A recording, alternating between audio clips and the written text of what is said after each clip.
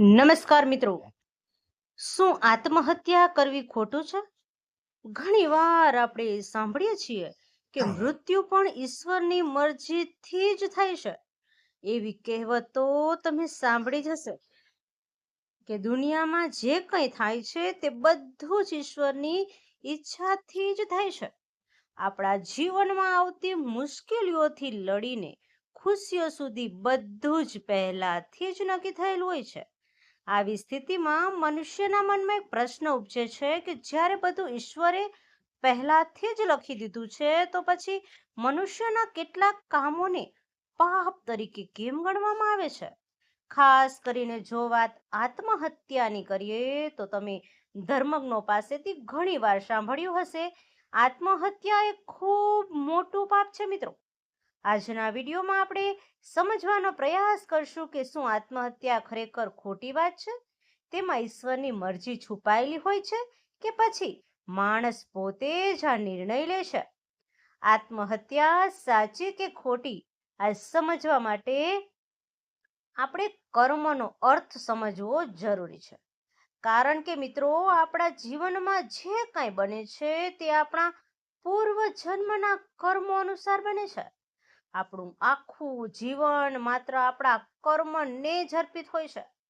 શ્રીમદ ભગવદ્ ગીતામાં સ્વયં શ્રી કૃષ્ણએ કહ્યું છે મિત્રો કે માણસ પૃથ્વી પર માત્ર કર્મ કરવા માટે જ જન્મ લે છે અને પોતાના કર્મના આધારે જ તેને તેનું ફળ ભોગવવું પડે છે મિત્રો. ભગવદ્ ગીતા મુજબ મનુષ્ય સતત કર્મ કરતો રહે છે. પોતાના જીવન નિર્વાહ માટે પ્રયત્ન કરવો કે આરામ કરતો હોય, આ બધું જ કર્મમાં ગણાય છે. અહીં સુધી કે સૂતો માણસ પણ કર્મ જ કરતો હોય છે. મિત્રો, આ જન્મમાં આપણે જે પણ કર્મ કરીએ છીએ તેનું ફળ આપણે આવતા જન્મમાં પણ ભોગવવું પડે છે. મિત્રો, ગીતામાં કહ્યું છે કે શરીર, વાણી અને મનથી કરેલા બધા જ કાર્યને કર્મ ગણવામાં આવે છે. જે માણસ સારા કર્મ કરે છે તેને સારા ફળ મળે છે અને જે માણસ ખરાબ કર્મ કરે છે તેને દુઃખો અને વ્યસનોમાંથી પસાર થવું પડે છે મિત્રો. તુલસીદાસજી તો એમ પણ કહે છે, રામચરિતમાનસમાં એવું પણ કહેવામાં આવ્યું છે મિત્રો કે એવા સમયે લોકો વિચારે છે કે જૂના કર્મોના આધારે ભગવાને બધું જ પહેલેથી નક્કી કરી દીધું છે અને જે લોકો આત્મહત્યા કરે છે તે પણ પહેલેથી જ નિર્ધારિત હોય છે મિત્રો. પણ સત્ય એ છે કે આપણા પૂર્વ જન્મના કર્મના આધારે જ માત્ર પરિસ્થિતિઓ જ નક્કી થાય છે. પરિણામ ક્યારે પહેલેથી નક્કી થતા નથી મિત્રો. આત્મહત્યાને પાપ કહેવામાં આવે છે કારણ કે તે કર્મોનો અંત સમાન છે. ભગવાન આપણને મુશ્કેલ પરિસ્થિતિ સામે માનસિક શક્તિ પણ આપે છે જેથી આપણે તે પરિસ્થિતિમાં બહાર આવવાનો રસ્તો શોધી શકીએ. પણ માણસ રસ્તો શોધવા કરતા પોતાનું જીવન જ સમાપ્ત કરી દે છે, જે એક મોટું પાપ છે. દુઃખ અને પીડામાં રસ્તો શોધવા કરતા જીવનનો અંત કરી દેવું યોગ્ય નથી. જો માણસ ભક્તિ અને સાધનાનો માર્ગ અપનાવે ને તો પોતાના કષ્ટોથી મુક્તિ મેળવી શકે છે.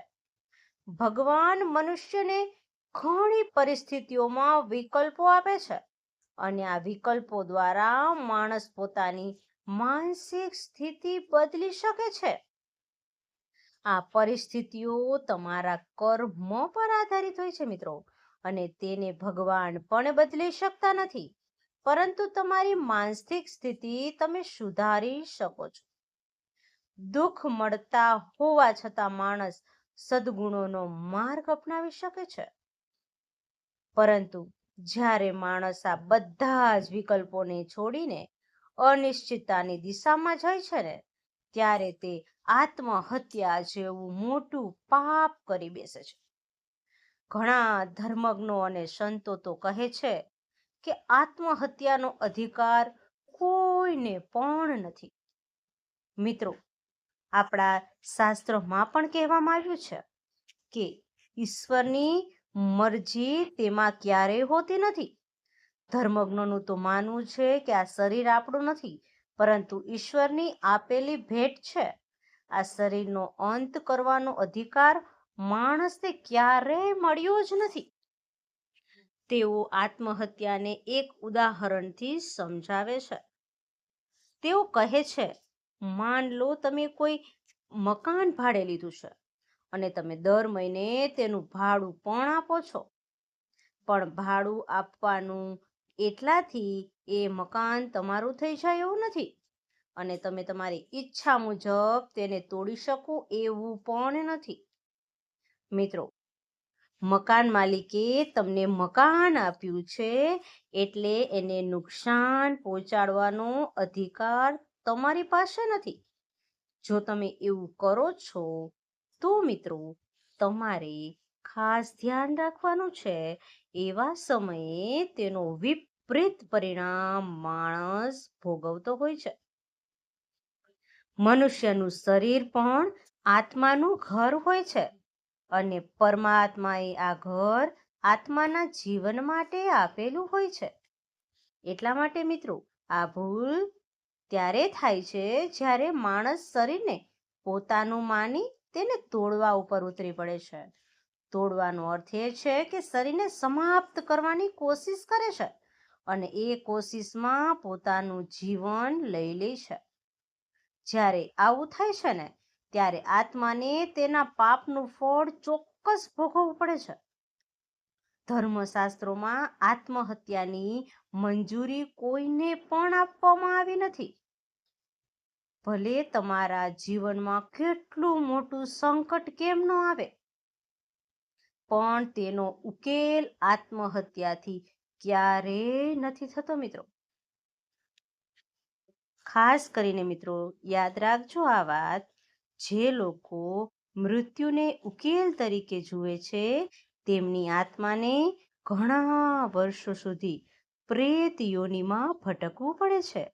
તેમને મોક્ષ મળવો લગભગ અશક્ય બની જાય છે. આમાંથી સ્પષ્ટ થાય છે કે ભાગ્યના નિર્માતા આપણે જ છીએ. જો આપણે સારા કર્મ કરીએ તો આવતા સમયમાં આપણે સુખનો અનુભવ કરીએ છીએ. પણ જે માણસ આત્મહત્યા જેવા પાપ કરીને ખરાબ કર્મ અપનાવે છે, તેને તેનું ફળ ઘણી યોનિઓ સુધી ભોગવવું પડે છે. આજના વિડીયોમાં મિત્રો બસ આટલું જ. યાદ રાખજો મિત્રો, જીવન જીવવાની ભેટ છે. મુશ્કેલી આવે ને તો ભાગવું નહીં, લડતા શીખો. કર્મ કરો, સદ્ગુણોને અપનાવો અને ભગવાન ઉપર વિશ્વાસ રાખો. કારણ કે અંધકાર પછી હંમેશા સવાર આવે છે. મિત્રો, જો આ વિચારથી તમને પ્રેરણા મળી હોય તો આ વિડીયોને જરૂર શેર કરજો. કોઈ એક વ્યક્તિના જીવનમાં આશાની કિરણ બની શકે છે. મિત્રો, બધાને મારા જય શ્રી કૃષ્ણ.